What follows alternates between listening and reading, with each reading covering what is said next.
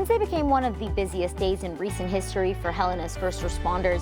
More than 1,000 calls for service poured in as crews worked through dangerous conditions to keep the community safe.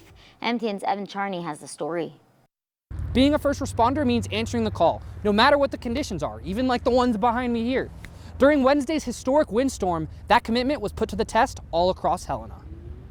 I've lived in the valley my whole life, and yesterday was probably one of the worst wind events that we've ever had.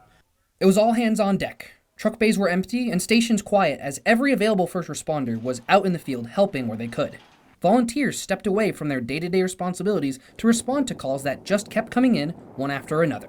The West Valley Fire Chief says it's all a part of the job. That's what drives most of our volunteer firemen, is trying to give back to the community and support our community in a time of need. Helena Fire was also one of the responding agencies. Officers off duty came in to help with the overwhelming number of calls, where a busy day for them is around 20, and yesterday's they had around 75. It was a very, very busy day, but between dispatch and the amount of calls that they handled, the communication we had, things went really darn well. The Lewis and Clark County Dispatch Center made history, and the numbers tell the story. They received over 1,000 calls, 300% higher than the daily average, and responded to a record 506 of them. It was hectic. We're pretty much fighting for our lives at that point in time. While there were no injuries reported from the winds, damage across town was catastrophic, with calls ranging from downed power lines to vehicles rolling over on the highway to trees falling everywhere.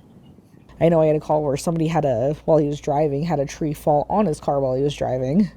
Many volunteered to come in on their day off, skipped breaks, and did whatever they could to help the public. So we just had to kind of come up collectively with a solution. And you just have to keep going. First responders say the work is far from over as damage assessments continue.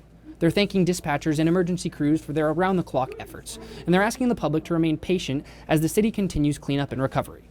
In Helena, Evan Charney, MTN News.